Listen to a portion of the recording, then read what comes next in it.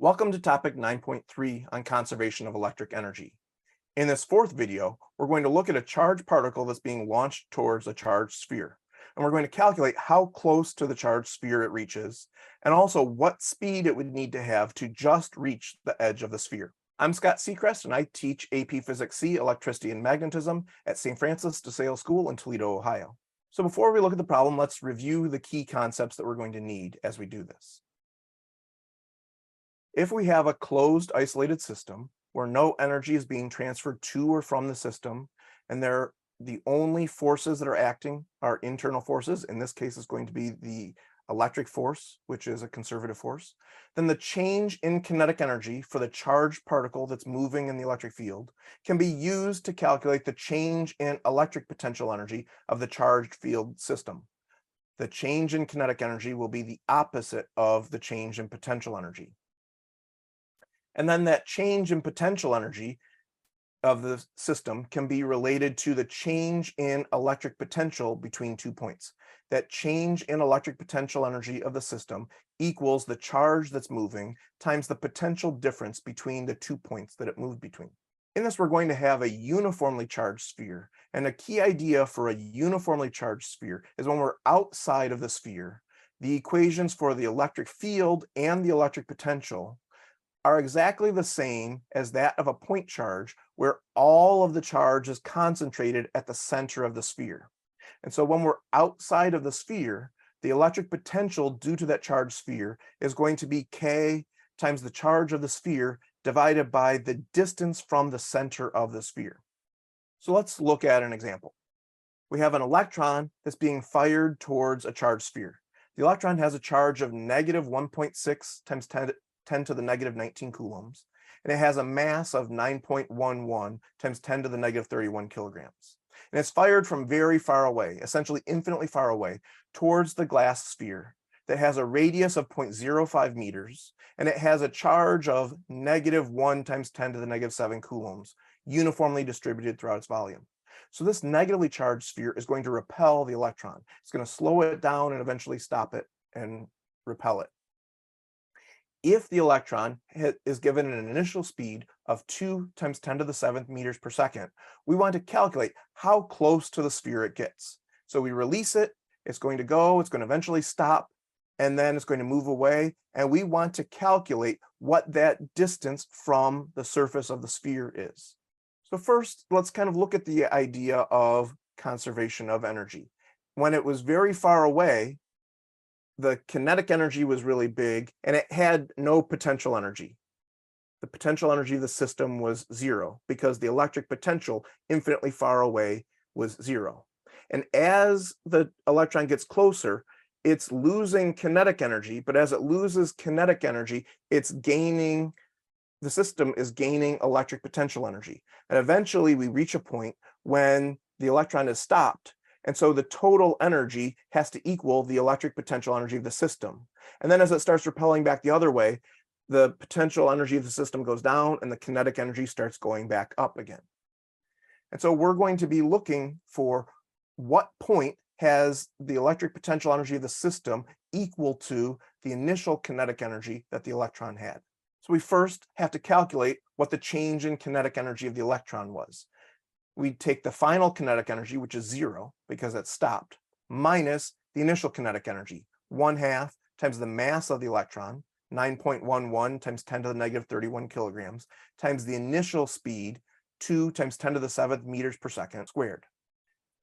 And so when we calculate that change in kinetic energy, we get that the change in kinetic energy is negative 1.822 times 10 to the negative 16 joules. The change in potential energy of the system is going to be the opposite of that change in kinetic energy. So the change in potential energy of the charged field system is going to be positive 1.822 times 10 to the negative 16 joules. That change in potential energy of the system equals the charge times the potential difference between the 2 points.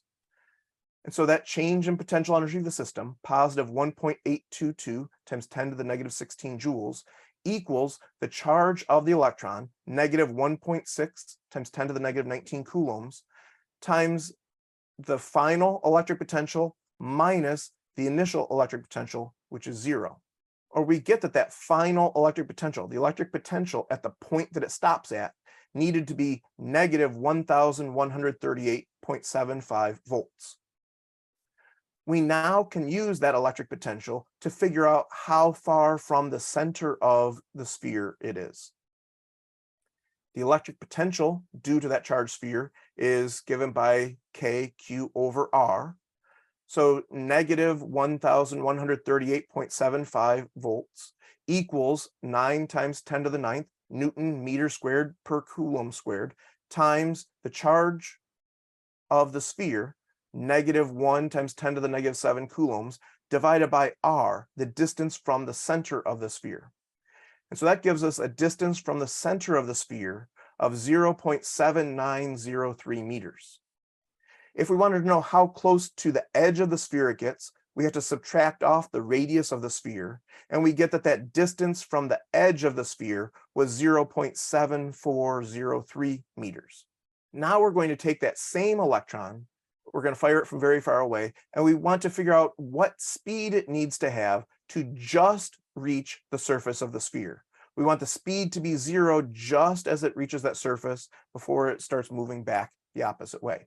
First, we're going to do this using proportions. Rather than calculate it exactly, we want to just reason through this using proportions. The surface of the sphere is approximately 16 times closer to the center of the sphere than the point that we found previously. It's 0.05 meters compared to 0.7903 meters.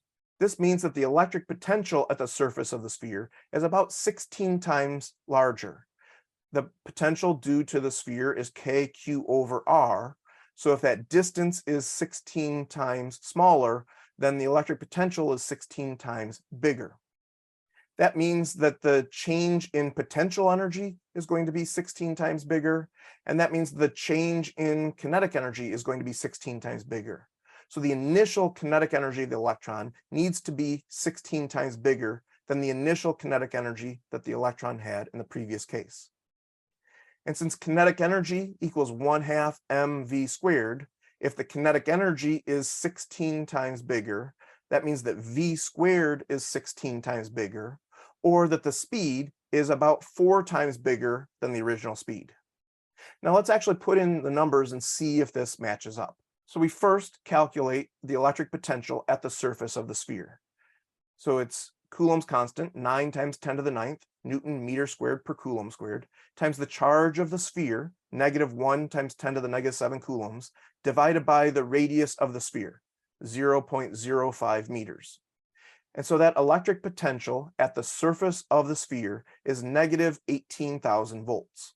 The change in potential energy of the charge field system is going to be the charge of the electron times the potential difference. So that's negative 1.6 times 10 to the negative 19 coulombs times the final potential, negative 18,000 volts, minus the initial potential, 0 volts. So that gives a change in electric potential energy of positive 2.88 times 10 to the negative 15 joules. That means that the change in kinetic energy of the electron is negative 2.88 times 10 to the negative 15 joules. It lost 2.88 times 10 to the negative 15 joules of kinetic energy. And the kinetic energy is the final kinetic energy minus the initial kinetic energy. So this change in kinetic energy, negative 2.88 times 10 to the negative 15 joules, equals the final kinetic energy of 0 minus the initial kinetic energy, 1/2 times the mass of the electron, 9.11 times 10 to the negative 31 kilograms, times that unknown initial speed squared.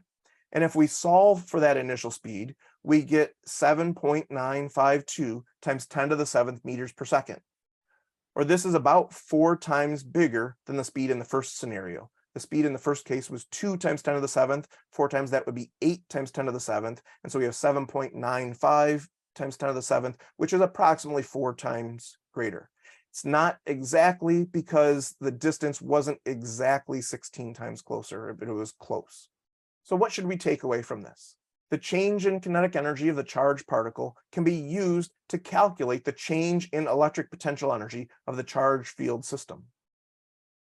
We then can use that change in electric potential energy of the system to find the change in electric potential between 2 points. Thank you for watching.